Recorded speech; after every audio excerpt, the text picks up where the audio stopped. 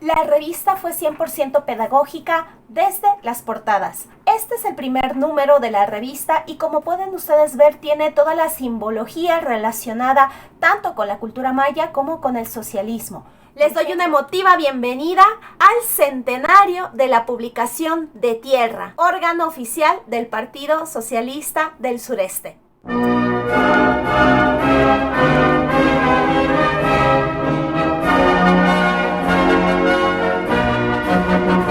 Durante su tercera época, la revista tuvo 30 páginas. Miremos el contenido. Podemos advertir a una mujer maya que se encuentra en primer plano y alrededor de la cabeza tiene el triángulo rojo, que este triángulo está asociado con la masonería. También tenemos el arco maya y también tenemos estas manos que forman parte también de la arquitectura maya. Por supuesto, en el lado inferior tenemos a Kukulcán, que es el equivalente de Quetzalcóatl, es de la cultura maya y como pueden ustedes ver, el primer número de la tercera época se publicó el 1 de mayo de 1923. Así que estamos conmemorando el centenario de la publicación de esta revista. Pueden ver primero, tenemos toda la organización del Partido Socialista del Sureste, empezando por Felipe Carrillo Puerto, y ustedes mirarán constantemente el triángulo porque Felipe Carrillo Puerto era masón y presumiblemente todos los miembros del Partido Socialista también. De hecho, hay una logia masónica que tiene el nombre de Felipe Carrillo Puerto en Mérida, Yucatán. De aquí, uno de los personajes importantes para la revista será el profesor Edmundo Bolio Ontiveros, que fue el encargado de realizar tanto el proyecto educativo y cultural para la población mayormente maya hablante, como para la revista. Y esta es la primera editorial publicada el 1 de mayo de 1923. Pueden ustedes ver, está muy identificada la población a la que se quiere dirigir, a las personas que trabajan en el campo como a los obreros, a las ligas obreras que ya existían en el estado. El Departamento Cultural de la Liga Central de Resistencia del Partido Socialista del Sureste, que está cumpliendo ampliamente con la misión alta encomendada a él y su director, el profesor Bolio, prohija a sus auspicios a Tierra como órgano de esa liga central para pauta y orientación de compañeros ligados que aquí encontrarán tenaz doctrina y exposición clara de muchos puntos de interés vital en la lucha por nuestros ideales. Esto es muy importante porque un proyecto que tuvieron para poder educar a la población fue justamente esta revista. Se hacían las publicaciones y presumiblemente cada uno de los números se enviaba a las ligas de resistencia, que eran agrupaciones. Vamos a pensar una especie de clubes, pero iban un poco más allá. Oficialmente se reunían todos los lunes y este periódico salía los domingos. Por lo tanto, llegaba a las ligas el día lunes y en la noche, cuando realizaban su evento cultural, quien supiera leer, leía el contenido de la revista. Si era bilingüe, lo podía traducir al maya para que todos los ligados, así es como se les llamaban a los que formaban parte de las ligas de resistencia, de esta manera todos los ligados podían conocer el contenido, podían aprender y se podían educar. Fue la forma más rápida que en su momento idearon para poder educar a la población de una manera distinta, porque hasta antes de este proyecto la única educación que se recibía provenía de la Iglesia Católica. El primer número de la revista se hizo el 1 de mayo de 1923 justamente para conmemorar algo muy importante que se estuvo peleando en esta época, que fue la jornada laboral de 8 horas y tiene sus antecedentes, como lo mencionan acá, con los mártires de Chicago, que fueron los primeros en haber peleado por sus derechos. Comentan la historia del 1 de mayo en Chicago, que fue en 1886, que realmente tenía muy poco tiempo de haber ocurrido, considerando la época en que se publicó la revista. El dictado de la razón fue una de las secciones de la revista coordinada por el profesor Edmundo Bolio Ontiveros, y la idea era poder combatir la doctrina católica que, como he mencionado, era la que predominaba. Y aquí, por ejemplo, en este primer número habla del ayuno, de la manera en cómo la Iglesia Católica concebía el ayuno y cómo el profesor Bolio lo que hace es ofrecer argumentos científicos de por qué un ayuno no ayudaba a la salud salud de las personas. Y aquí pues nos hablan acerca de las noticias y de lo que está haciendo el gobierno socialista y el presidente Felipe Carrillo Puerto, y aquí nos hablan de la importancia del agrarismo. En particular, el agrarismo tuvo el objetivo de deshacer los feudos, y como les mencionaba, los feudos eran estos sistemas esclavistas en donde había un dueño, que es el señor feudal, que todavía a inicios del siglo XX existía, y obviamente todas las personas que trabajaban en las haciendas henequeneras tenían la condición de esclavos. La idea era también abolir la esclavitud. Esta fue una sección llamada bicromía, y el objetivo era compartir algunos elementos de escultura o de edificios mayas, pues para enseñar a la población acerca de la cultura prehispánica.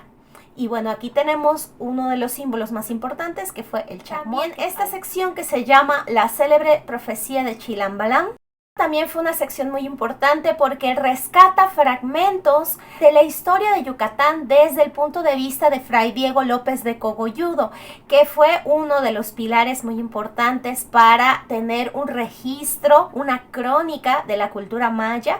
Y bueno, también se buscó saber un poco más de ella a través de esas palabras que se reproducían en esta revista.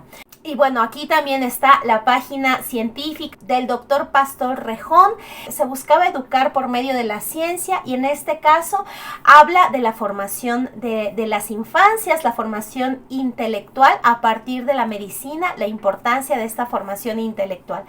Son temas bastante modernos para la época. Estamos hablando de 1923 y estamos hablando de una revista de divulgación de la ciencia, de divulgación de la cultura, y también, como yo les digo, tenía secciones literarias, por supuesto, porque los que escribían esta revista también eran, en su mayoría eran abogados, eran médicos, pero también eran literatos. Entonces escribían cuentos, escribían poemas. En este caso, La fuga de los reyes, yo podría decir que es un poco una prosa poética, porque está hablando de una metáfora de los hacendados, ¿no? Los reyes como estos hacendados, y su fuga se debió a que durante la Revolución Mexicana muchos de ellos se fueron a Cuba o también se fueron a Estados Unidos. Esta es una maravilla. Los jueves agrarios significaba que cada jueves el gobernador Felipe Carrillo Puerto entregaba tierras a los habitantes de los diferentes municipios. Y aquí, por ejemplo, estamos viendo que entregaron tierras en un municipio llamado Timucuy. Y algo muy importante para la historia del socialismo yucateco fue que los acompañó el doctor Alfredo L. Palacios, que fue un importante sociólogo argentino, que de hecho el doctor Palacios fue uno de los que también apoyó la jornada laboral de 8 horas en Argentina, y esta jornada se logró primero en Yucatán, y el doctor Palacios estaba maravillado de los logros que estaba realizando el socialismo yucateco, y eso lo animó también para tratar de promoverlo en Argentina. Entonces, la persona que está aquí con el sombrerito es el doctor Palacios, porque además era inconfundible, tenía unos bigotes bastante largos, muy simpáticos. Y como les digo, este fue un diálogo intelectual. Esta fue de Buenos Aires, que fue de 1909, pero la importancia de esto está en el contexto de la esclavitud, en donde evidentemente si eres esclavo no eres persona, por lo tanto no existen las mujeres y los niños. Y como vimos en un artículo anterior, se hablaba de la importancia del desarrollo de las infancias. Entonces, por un lado está la parte médica, donde se dice que es importante el desarrollo de las infancias, y esto se acompaña con la conferencia y los argumentos del doctor Palacios. Había otra sección, que es esta, que se llamó Lira Roja, que como su nombre lo dice, lira haciendo referencia a la poesía y roja haciendo referencia al socialismo.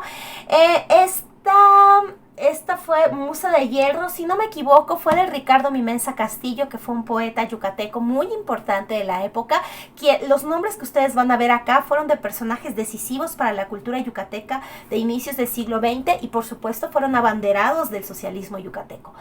Les voy a leer una parte que a mí me encantó, que me sorprende porque estos intelectuales realmente estaban a la vanguardia de lo que ocurría en la literatura mundial. Por ejemplo, aquí en esta pequeña estrofa dice: Ah, qué lejos están las efebías en donde tú yacías junto al cuerpo de Poe.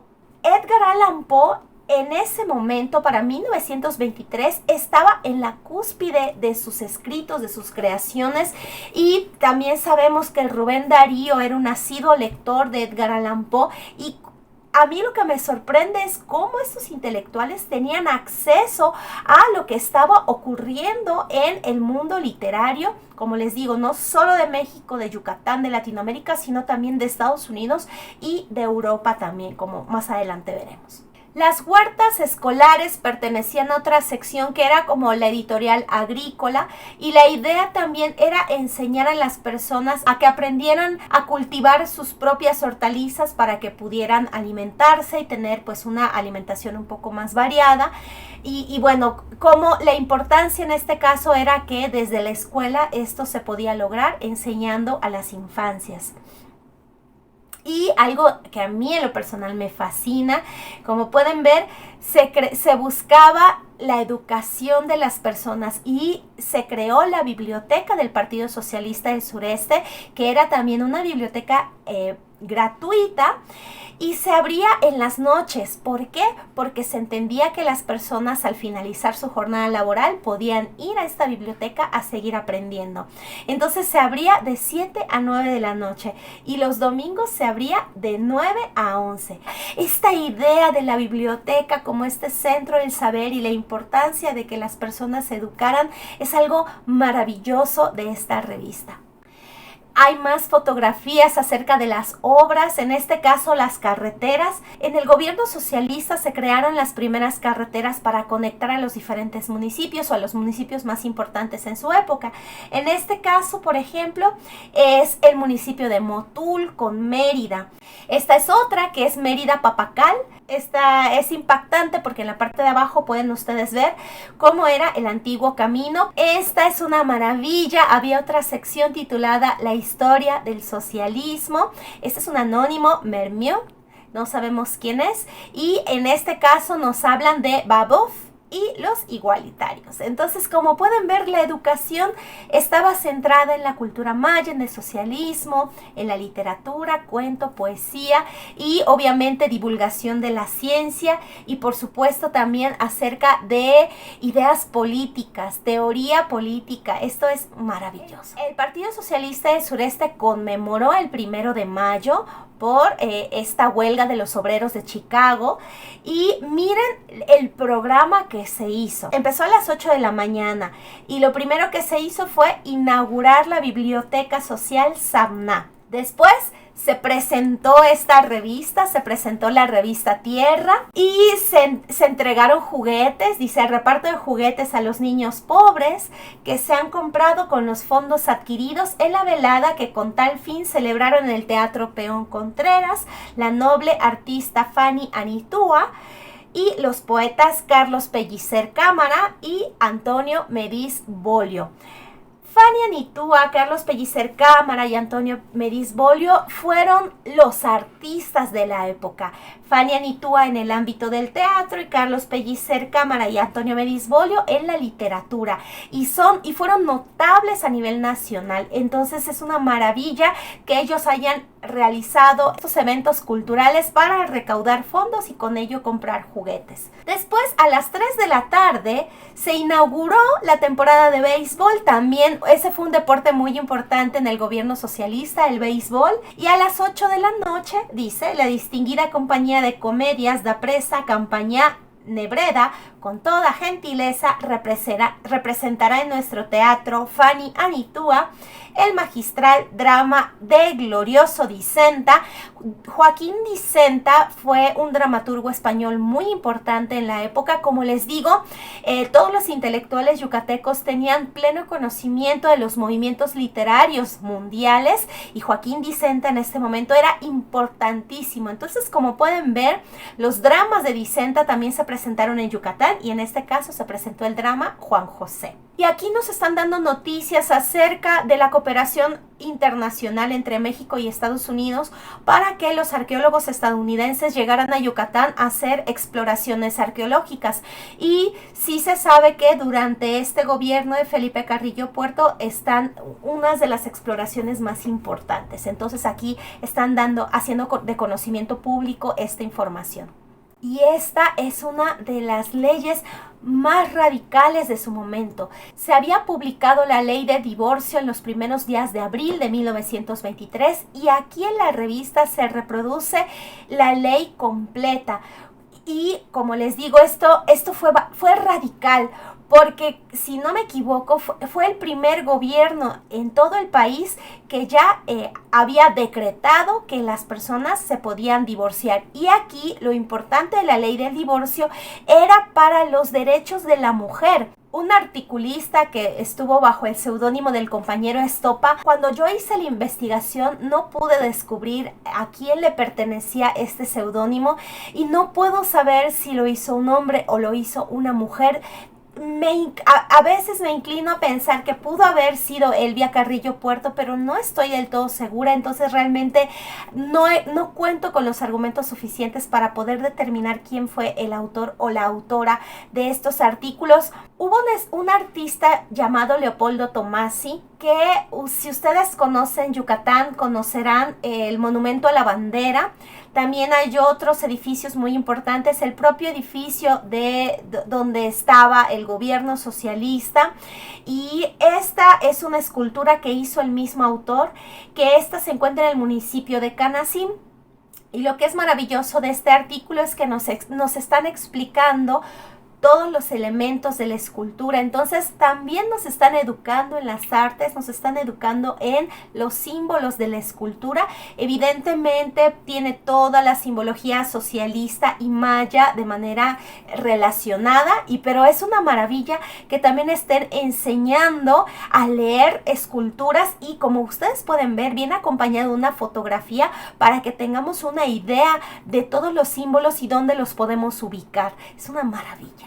Y aquí pues están rindiendo un homenaje a León Nikolayevich Tolstoy, que tenía muy poco de haber fallecido. Dicen, han transcurrido más de 11 años desde la muerte de León Tolstoy. Yasnaya Poliana fue el lugar en donde nació y murió Tolstoy. Esto siempre vino al final. Esta era la última página donde estaban anunciando la venta de petróleo. Y también había una comisión exportadora que compraban enequén a los proveedores de Yucatán y lo podían exportar desde el gobierno. Entonces, este fue el contenido del primer número de la revista Tierra, órgano oficial del Partido Socialista del Sureste, publicado el 1 de mayo de 1923.